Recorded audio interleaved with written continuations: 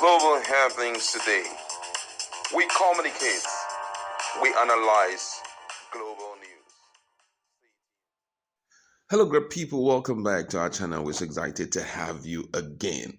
Now, the issue of Wike and the naval officer has attracted reaction from non-military and military officers. But interestingly, some very key stakeholder in the military has also spoken up. We've heard from defense minister, minister of state for defense and the like. But this time around is a former defense chief, talking about Irabor, Lucky Irabor, and he has shared his thoughts on that altercation, and that's exactly what we're going to be looking at right now. Now, Irabor, who is a former chief of defense staff, speaking at the National Dialogue on Media, Terrorism and National Security at the 21st All Nigeria Editors Conference, ANEC 2025 in Abuja, some few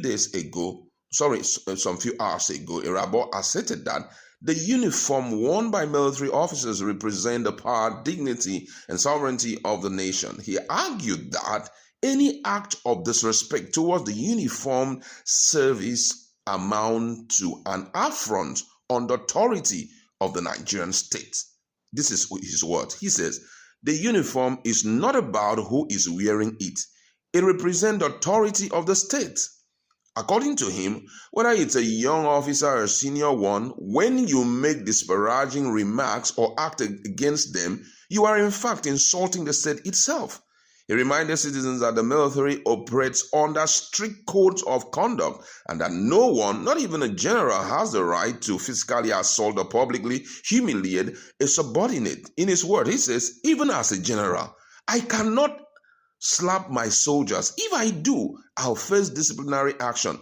There are laid down mechanisms for addressing misconduct, and that is what distinguishes a state governed by law from a jungle. Drawing from legal principle, the retired general explained that every offense must be viewed through two lenses: actus reus, that's the act itself, and mens rea, the intent behind it. He said that while the FCT minister has authority over land matters, the heart of the controversy lies in the respect owed to the state authority as embodied by uniformed officer. Irabor expressed worry over what he described as the erosion of civic education and public understanding of national institutions. His words, he says, we have lost our educational traction. Things that were once taught in primary and secondary school, like respect for institution and understanding authority, are now forgotten. He urged the media to play a constructive role in shaping national discourse, warning that careless reporting or commentary could erode public respect for security institutions. His words, he says, the media are the last man standing in the defense of the state. You may not have the sword, but your words carry immense power. Use them responsibly to strengthen, not weaken, the nation. Calling for restraint and respect in dealing with uniformed personnel, Irabor said that the rule of law provides channel for redress if a soldier or a police officer is. In his words, he says, if the person in uniform misuses his authority, he will be dealt with, but the uniform itself must be respected. That's what sustains order in a civilized society. General Irabor warned that if citizens and leaders alike continue to disregard the symbol of state authority, Nigeria risks sliding into lawlessness. His words, he said, we must not turn our country into a jungle where everyone takes the law into their own hands. Respect the uniform, respect what it stands for. He said those words very firmly. Whoa, it's really getting interesting here.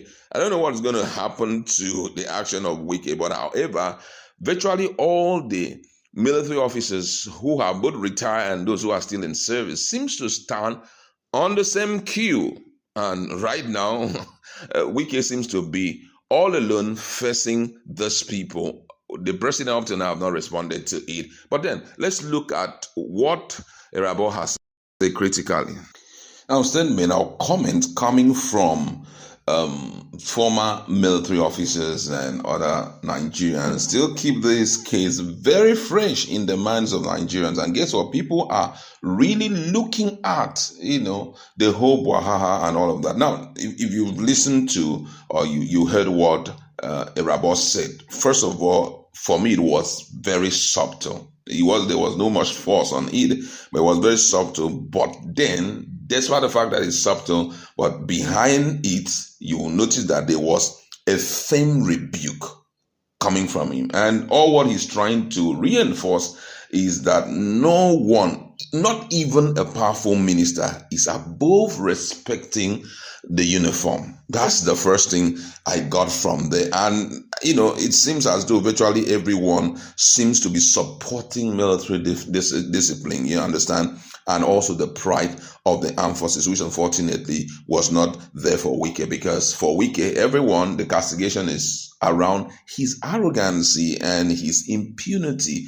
which most Nigerians feel it was outrightly wrong. Now, the character of the law enforcement officers, the military involved also, it's a discourse for another day, because right now some persons have interpreted the communication between the policeman and the army man, but I don't want to go into all of that. But I love the fact that the former defense man was able to portray some things that at least will reawaken the consciousness of Nigerians to the fact that we need to do the right thing. And what I really love also was the fact that he highlighted the need for civic education, because that is what is bringing about this overboard impunity, bringing about this high level of indiscipline among mostly the political class. They just feel that they're above the law. For that reason, the people are privileged to have them. But if you have enough civic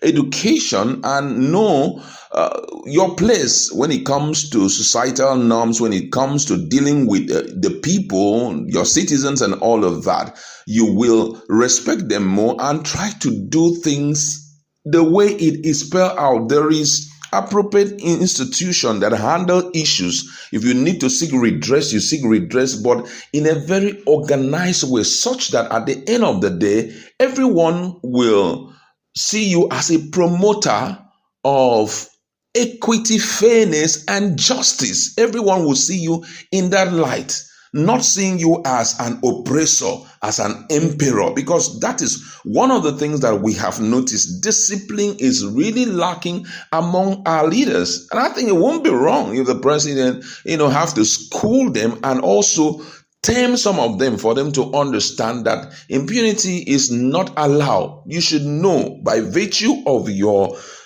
constitutional right, that's your freedom. You should know where your right stops and when the other person's right, continues.